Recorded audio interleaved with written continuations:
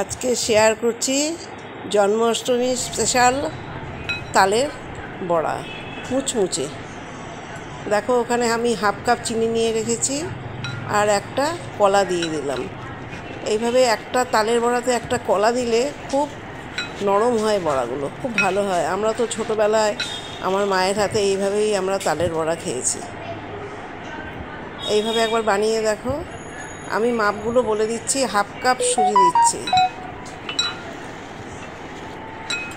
Half cup সুজি আর কলা, একটা কলা আর হাফ কাপ চিনি দিয়ে আমি ভালো করে মেখে রেখে দেবো কিছুক্ষণ।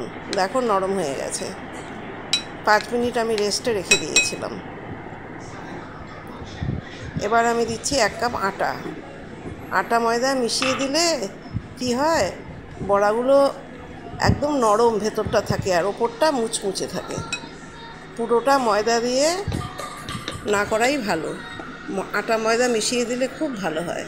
এবার দেখো আমি গোবিন্দভোগ চালের গুঁড়ো দিয়ে দিলাম হাফ কাপ। এটা আমি বাড়িতে বানিয়ে নিয়েছি। এবার দেব হাফ কাপ ময়দা, হাফ কাপ সুজি, হাফ কাপ ময়দা আর হাফ কাপ চালের গুঁড়ো আর 1 কাপ আটা। 1 কাপ দেব তালের পাল্পটা, 1 কাপ। এটা হলো মাপ, একদম পারফেক্ট মুচমুচে তালের বড়া তৈরি হবে। কোনো জল দিতে হবে না, দুধ দিতে হবে না। দেখতে থাকো, আমি মাখছি, এতে কিচ্ছু লাগবে না। এটা একদম সঠিক মাপ। জন্মাষ্টমীর সবাইকে অনেক শুভকামনা। দেখো আমি ভালো করে ফেটিয়ে ফেটিয়ে মাখছি।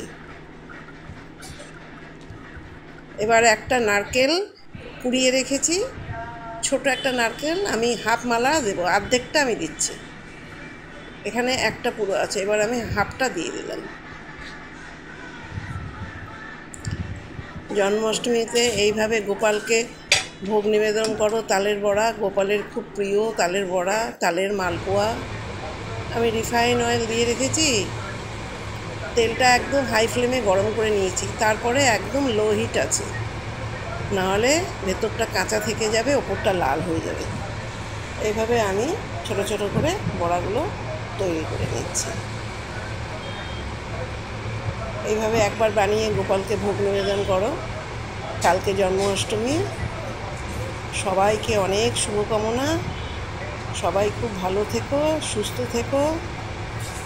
এইভাবে একবার গোপালকে ভোগ নিবেদন করো মুচমুচে তালের। সবাই ভালো থেকো। কেমন লাগলো কমেন্ট করে আমাকে জানাও। মুচমুচে তালের বড়া বানিয়ে গোপালের ভোগ নিবেদন কখনোই কিন্তু হাই হিটে হবে না বড়া, তাহলে ভেতরটা কিন্তু কাঁচা থেকে যাবে।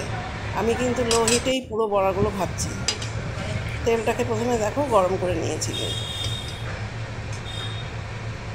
খুবই নরম বড়া হয় এবং 24 ঘন্টা কিন্তু বাইরে থাকলেও এটা ঠিক যেরকম আছে এরকমই ওপরটা মুচমুচে আর ভেতরটা নরম থাকবে।